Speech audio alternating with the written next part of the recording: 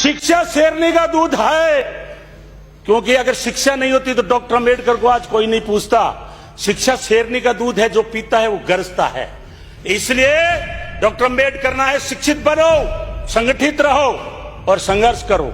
आज भी हमारे देश में अंधविश्वास के नाम पर लोगों को भरमाया जाता है, लोगों को भ्रमित किया जाता है।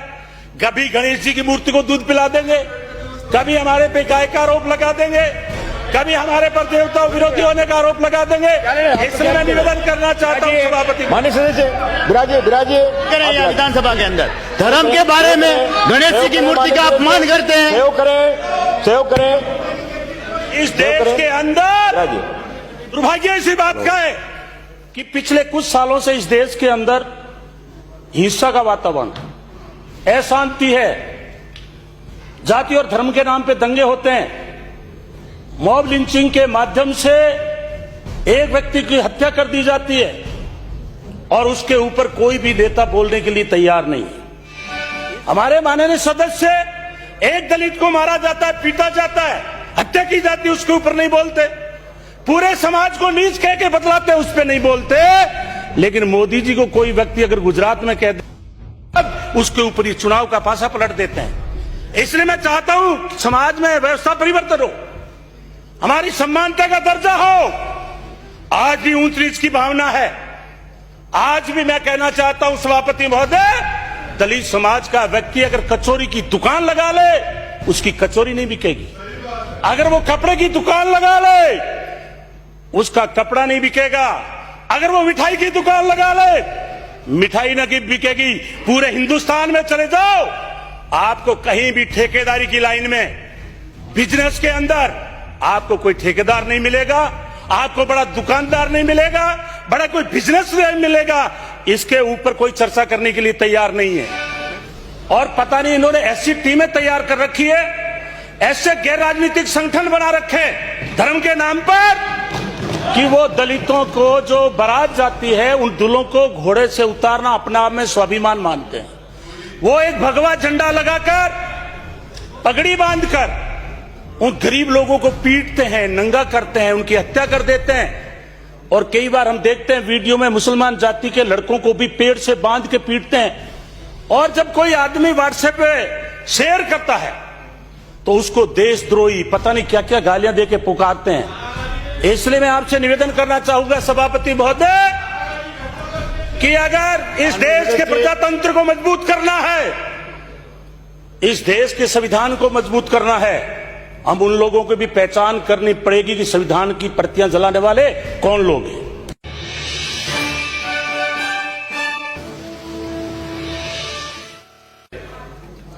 मैं आज आदरणीय मुख्यमंत्री अशोक गहलोत जी साहब द्वारा जो बजट पेश किया गया है, उसके समर्थन में खड़ा हुआ हूं। सभापति महोदय, हमारा देश 1947 से पहले गुलाम था। हमारा देश छोटी छोटी रियासतों में बंटा हुआ था। इस देश में भयंकर जातिवाद था, ऊंच नीच थी, छुआछूत थी। इस देश का बहुत बड़ा वर्ग, अनुसूचित जाति, जिसको बस्तियों से बाहर रहने के लिए मजबूर किया जाता था और बाहर रहते थे। जब संविधान बना, मैं धन्यवाद देना चाहता हूं डॉक्टर भीमराव अंबेडकर को, जिन्होंने विश्व का सबसे बड़ा संविधान बनाया। आज उसी के अनुरूप हम लोग इस बजट को लेकर के आए हैं। मैं धन्यवाद देना चाहता हूं मुख्यमंत्री जी को कि संविधान की भावनाओं को समझते हुए उन्होंने हर वर्ग को टच करने की कोशिश की है। लेकिन उन्होंने शुरुआत में एक शब्द यूज किया है कि पिछले कुछ सालों से इस देश के अंदर हिंसा का वातावरण, अशांति है, जाति और धर्म के नाम पे दंगे होते हैं, मॉब लिंचिंग के माध्यम से एक व्यक्ति की हत्या कर दी जाती है और उसके ऊपर कोई भी नेता बोलने के लिए तैयार नहीं है। पिछले 5 साल में अगर आप पूरे राजस्थान का आंकड़ा उठा के देखेंगे, दलितों को दूल्हे से उतारना, घोड़े से उतारना, वो शादी करने जा रहा है और पता नहीं इन्होंने ऐसी टीमें तैयार कर रखी है, ऐसे गैर राजनीतिक संगठन बना रखे धर्म के नाम पर, कि वो दलितों को जो बारात जाती है उन दुल्हों को घोड़े से उतारना अपने आप में स्वाभिमान मानते हैं। वो एक भगवा झंडा लगाकर पगड़ी बांधकर उन गरीब लोगों को पीटते हैं, नंगा करते हैं, उनकी हत्या कर देते हैं। और कई बार हम देखते हैं वीडियो में मुसलमान जाति के लड़कों को भी पेड़ से बांध के पीटते हैं। और जब कोई आदमी व्हाट्सएप पे शेयर करता है तो उसको देशद्रोही पता नहीं क्या क्या गालियां देके पुकारते हैं।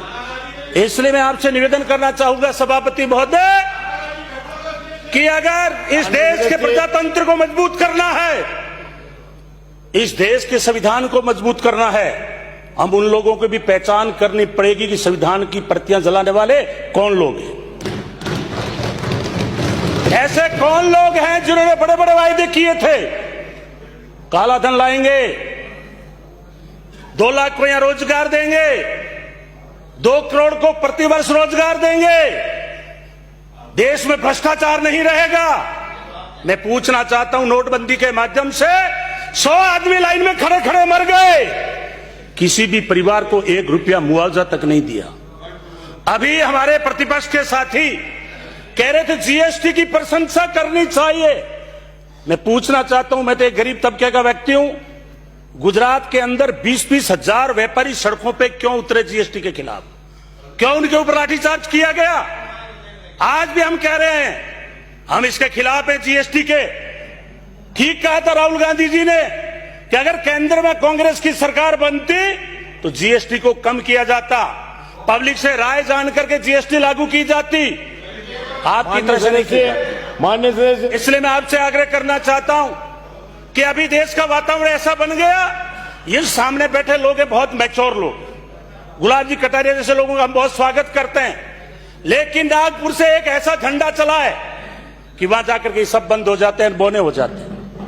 हमारे माननीय सदस्य, एक दलित को मारा जाता है, पीटा जाता है, हत्या की जाती है, उसके ऊपर नहीं बोलते। पूरे समाज को नीच कह के बतलाते हैं, उस पर नहीं बोलते। लेकिन मोदी जी को कोई व्यक्ति अगर गुजरात में कह दे, उसके ऊपर ही चुनाव का पासा पलट देते हैं। इसलिए मैं चाहता हूं समाज में व्यवस्था परिवर्तन हो, हमारी सम्मानता का दर्जा हो। आज भी ऊंच नीच की भावना है। आज भी मैं कहना चाहता हूं सभापति महोदय, दलित समाज का व्यक्ति अगर कचौरी की दुकान लगा ले, उसकी कचौरी नहीं बिकेगी। अगर वो कपड़े की दुकान लगा ले, उसका कपड़ा नहीं बिकेगा। अगर वो मिठाई की दुकान लगा ले, मिठाई न बिकेगी। पूरे हिंदुस्तान में चले जाओ, आपको कहीं भी ठेकेदारी की लाइन में, बिजनेस के अंदर आपको कोई ठेकेदार नहीं मिलेगा, आपको बड़ा दुकानदार नहीं मिलेगा, बड़ा कोई बिजनेस नहीं मिलेगा। इसके ऊपर कोई चर्चा करने के लिए तैयार नहीं है। मैं तो यह कहता हूं कि मुझे बड़ा दुख है कि आज अशोक जी गहलोत साहब ने नंदी साले की घोषणा की है। भारतीय जनता पार्टी की पूरे देश में सरकार है, 5 साल पहले यह सरकार रही। आज इस देश के अंदर अभी हमारे भाई ये कह रहे थे गौ गौ मां को, मैं कहता हूं बिल्कुल कहिए। मैं तो कहता हूं पशु क्या, हम तो वो लोग हैं जिनको तालाब में पानी नहीं भरने दिया गया। हमें उम्र भर आज भी जाति के नाम पे नीच कह के बतलाते, आज भी गांव में छुआछूत है। हम तो चाहते हैं इस देश में समानता हो, हम चाहते हैं इस देश में योग्यता की पूछ हो। आज आप विदेश में जाइए, दक्षिणी अफ्रीका में महात्मा गांधी का फोटो मिलेगा। डॉक्टर अंबेडकर के बारे में अमेरिका के राष्ट्रपति ने कहा कि पिछले 3 सालों में सबसे इंटेलिजेंट स्टूडेंट कौन था, नाम निकल के आया कि भारत का डॉक्टर अंबेडकर था। तो वहां उन्होंने कोलंबिया यूनिवर्सिटी के आगे सबसे बड़ी मूर्ति लगाई और कहा सिंबल ऑफ द नॉलेज, ज्ञान का प्रतीक उसका नाम है डॉक्टर अंबेडकर। लेकिन यहां हिंदुस्तान में संविधान निर्माता डॉक्टर अंबेडकर, जो संविधान कमेटी के मेंबर थे, वो कोई बीमार हो गया, कोई विदेश चला गया, फिर भी देश का संविधान बना। लेकिन डॉक्टर अंबेडकर जयंती होती तो आपको दलितों के अलावा वहां कोई नहीं मिलेगा, या फिर पॉलिटिकल लोग मिल जाएंगे क्योंकि उनको वोट लेना है। इसलिए मेरी भावना किसी का विरोध करने का नहीं है, किसी धर्म को नीचा दिखाने का नहीं है, लेकिन हम चाहते हैं कि इस मुल्क के अंदर हमारा सम्मान हो। और कहा है शिक्षा शेरनी का दूध है, क्योंकि अगर शिक्षा नहीं होती तो डॉक्टर अंबेडकर को आज कोई नहीं पूछता। शिक्षा शेरनी का दूध है, जो पीता है वो गरजता है। इसलिए डॉक्टर अंबेडकर ना है शिक्षित बनो, संगठित रहो और संघर्ष करो। आज भी हमारे देश में अंधविश्वास के नाम पर लोगों को भरमाया जाता है, लोगों को भ्रमित किया जाता है। कभी गणेश जी की मूर्ति को दूध पिला देंगे, कभी हमारे पे गाय का आरोप लगा देंगे, कभी हमारे पर देवता विरोधी होने का आरोप लगा देंगे।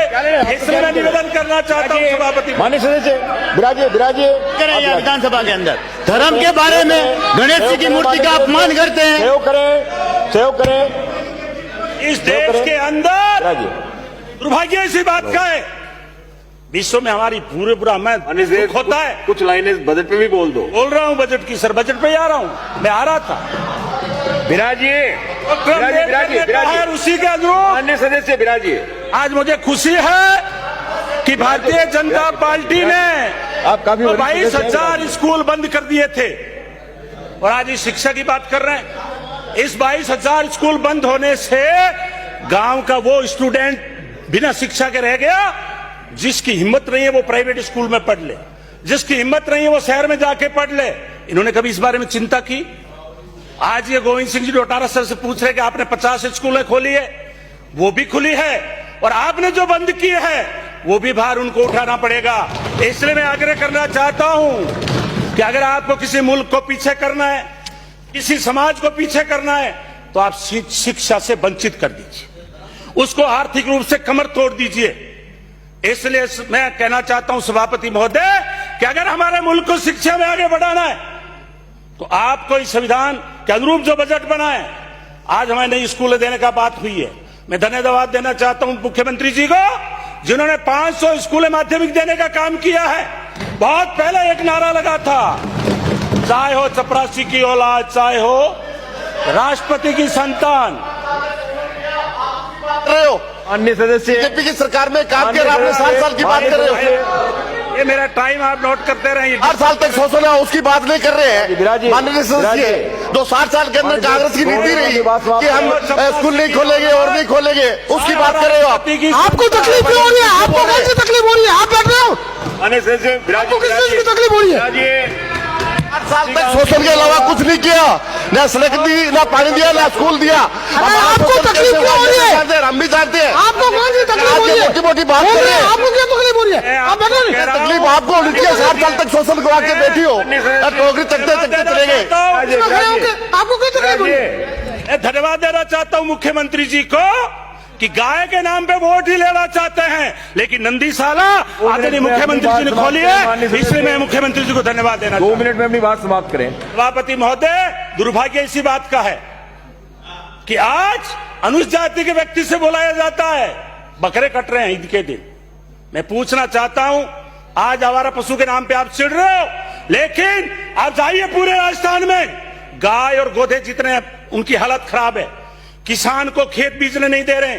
हमारे बीकानेर के चारों तरफ 20 किलोमीटर में खेती नहीं कर सकते क्योंकि आवारा पशु इतने हो गए सभापति महोदय कि हमारी खेती हम संभाल नहीं सकते। पशु तो बेसहारा है। इसलिए मैं आपसे आग्रह कर रहा हूं कि पूरे विश्व में चर्चा है कि पूरे विदेशों में तो गाय दूध देती है लेकिन यहां वोट देती है, इसलिए इनको गुस्सा लग रहा है। मैं इससे आग्रह करना चाहता हूं, कभी आप मंदिर के नाम पे वोट मांगते हो, कभी कहते हो गाय हमारी माता है और देश धर्म का नाता है। बोलने समाप्त करने दो यार। आज बैठिए बैठिए बैठिए, विराजिए विराजिए। अरे तो आपके विराजिए विराजिए विराजिए। मैंने तो किसी का विरोध किया नहीं। 2 मिनट में अपनी बात समाप्त करने के लिए कहा था, समाप्त करें। इसलिए मैं आपसे आग्रह करना चाहता हूं सभापति महोदय, इनकार हमारा विचारधारा का झगड़ा रहेगा। समाप्त करें। आज हमारे बजट में इतना सभी वर्गों को समाहित किया गया है। मैं आदरणीय मुख्यमंत्री जी को धन्यवाद देना चाहता हूं कि उन्होंने अनुसूचित जाति के कर्मचारियों में जो प्रमोशन था उसको भी आगे बढ़ाने का काम किया है, यथास्थिति रखने का काम किया है, इसलिए उनको मैं धन्यवाद देना चाहता हूं। दूसरा मैं अंत में यह कहना चाहता हूं, भगवान इनका भला करे, ईश्वर इनका भला करे। मैं यही कहना चाहता हूं कि धर्म के नाम पर सांप्रदायिकता का जहर खोला के वोट मत मांगिए।